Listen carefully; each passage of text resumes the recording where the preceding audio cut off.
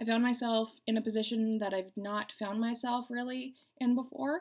And that was when a family came in who was expecting their baby and knew that he or she was going to be born with spina bifida, and they didn't know what to expect, and and so they wanted my advice, my insight, basically anything that I could offer them. And so I felt this immense responsibility right off the bat. I didn't want to say the wrong thing. I I didn't, want to scare them, but I also didn't want to um, kind of brush over really important things that might happen and is just going to be a part of life and can take some getting used to, but at the end of the day you will get used to, and it'll just be your life. So there was just this balancing act that I was just constantly aware of when I was talking to them. And I was just like, how am I going to do this? I don't know what to do. And and then my mouth kind of just took over like it normally does. And it kind of left my head back at the starting line. But I was thinking about what I said, and we all have our good days and we all have our bad days, and I think that it all became, a part of instinct, a part of reflex, and it made me look back on my life, and I was actually picking out some really positive things, and things that may have seemed really difficult when I was going through them, but here I am on the other side, and so I just wanted to share it with you. I wanted to see if you guys thought that I was on the right track, what you guys might have said. I don't think what I said was too specific to spina bifida, and I think that other people might be able to relate, or find meaning in what they've been through or what they've seen other people go through, regardless of whether or not they have spina bifida. And so basically, some of the key things that came out for me that I really wanted to share with this family who was embarking on this journey that can be really scary and paralyzing, sometimes, and yet you just want to have hope. And I think that that's such a powerful thing to have, is hope. And sometimes I get a little suspicious of the word hope because, sometimes I'm like, well, you obviously want to give people hope, but you don't want to not have them prepared for different outcomes, which doesn't help them. But I did want to give them hope in a very authentic way. And so I told them about my experiences. I told them that, from what I hear, because I don't remember the day I was born, but around then, the doctor was telling my parents that I'd probably never sit up by myself. I was gonna say walk, but no, no, no. It was even more serious than that. They thought I'd never sit up by myself, and a second-degree black belt and braces and canes and a wheelchair and all that stuff later. Well, I did sit up, and I'm not saying that, or I didn't tell them that because I wanted them to disregard everything that medical professionals were telling them because, oh, they're just looking at the worst case scenario or whatever. But I wanted to start them off with the idea that when they're getting the information before the baby's born, right after the baby's born, in terms of what the expectations are of that child, is based on what people have seen, what their experiences have been in cases or in situations and circumstances similar to what they're seeing right there.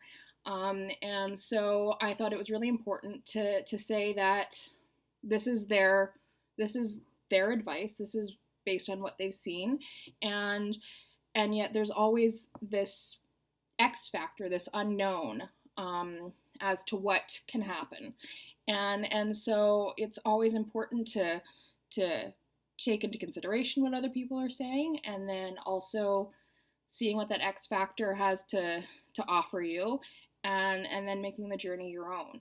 And so what the X factor usually is, I think, is not just about the body, but it literally, and if you think this is cheesy, it's cheesy, fine, but it's so important, the mind, body, spirit connection that you can have. It just, it, too much emphasis, I think, is put on what the physical abilities will be of the person, the child, the baby, in terms of what they'll be able to accomplish in their life. And there's just so much more to that. And I feel people kind of get stuck on that. And I don't mean that as a criticism. It's an observation, and it's just so the opposite when I actually get to spend time at the Spina Bifida clinic and I see these kids who they have this spark in them, and they just have this attitude like, I this is what I want to do, this is what I need to do, it's gonna get done. They have no sense of what's the right way to do it and what's the wrong way to do it. It's just gonna get done, and that should be the end of the conversation. So I thought it was really important to say that, you can only get as much information as you can before the baby's born, and then the baby will be born, and then you'll see. Go from there, right? And just be open to what's to come. Another thing that I thought was really important to tell them, and hopefully a lot of people will appreciate this, is the fact that they will be stunned, like mind blown, how quickly their child will pick up what's going on around them, and how they'll be able to understand what they're dealing with.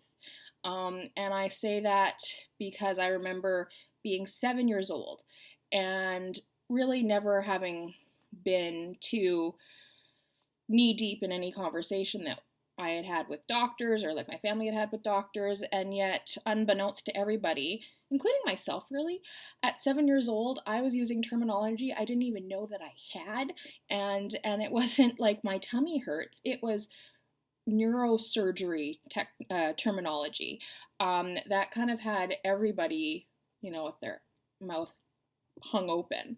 And so it happens so fast. So if you can include them in that conversation, it'll happen faster.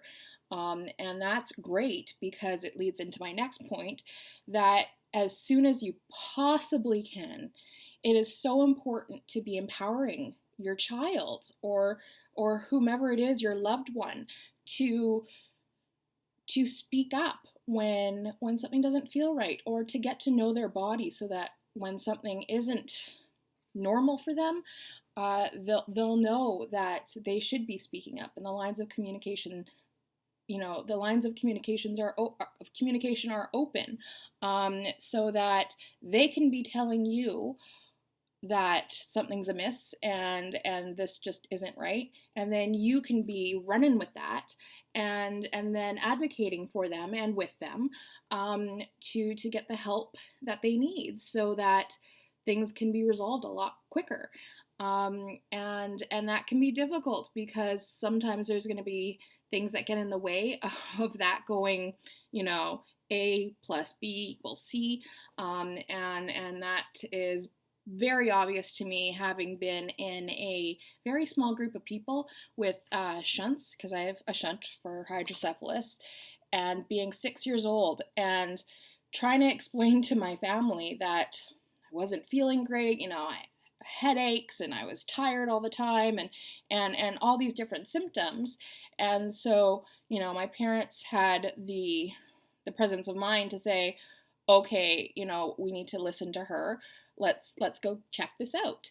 And then literally spending a year and a half getting diagnostic testing, going to doctors in the States, and all this testing was showing was that nothing was wrong.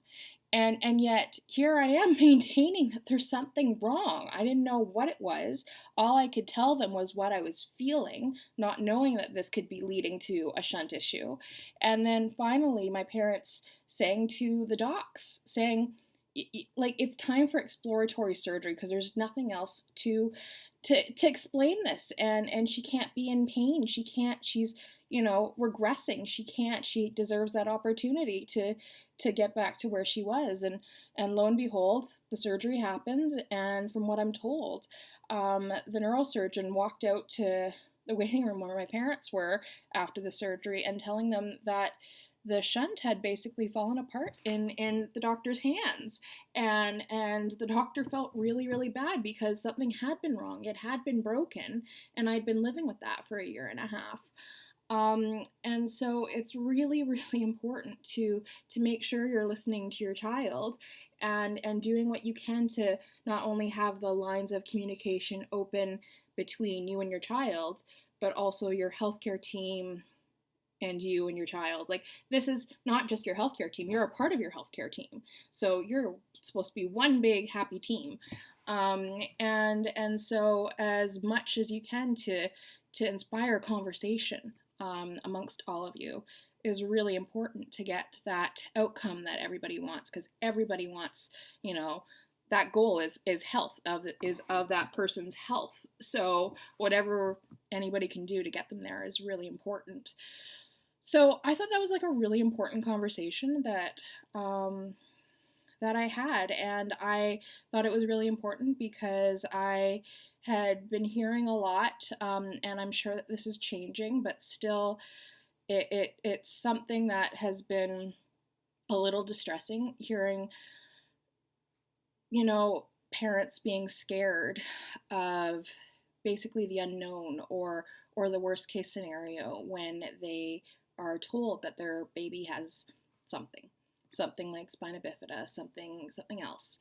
And I was really humbled to have that opportunity to say that, yeah, there are some really scary bits, and there are a lot of unknowns, especially at the beginning. And you can only do your best every day. That's all anybody can do, and that's all anybody really is trying to do, hopefully. And it's just one day at a time, and you're lucky that you're adding another team member to that team, which is your child, who is going to be an invaluable resource, and hopefully he or she grows up knowing that he or she is an invaluable resource, and you have an expert on your child in that child. So hopefully that gave them hope.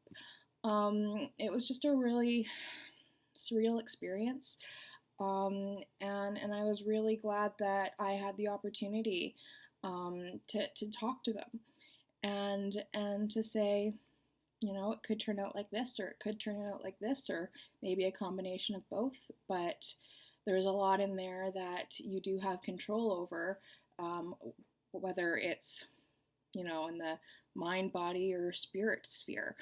And so I hope that means good things for them, and I wish them well, and I really want to hear what you guys think. What would you have told somebody in that situation? Let's say you have a specific condition, and you met a family who was expecting a child with that condition. What would you tell them? What would you tell them to expect? Would you want to take the worst case scenario route to prepare them, and then have things turn out better than they had been told, to kind of say, oh, thank gosh, and I had been really worried, or rainbows and butterflies, and then have them be surprised when things weren't going the way that they had thought, or how would you find that balance? So I did want to talk to you guys about that, and see what you guys thought, and I hope you guys have that opportunity to look back, whether it's by meeting new people, or just giving yourself that opportunity yourself to look back and see what you've learned, and the opportunities that you in hindsight with 2020 vision are actually lucky you learned and had the opportunity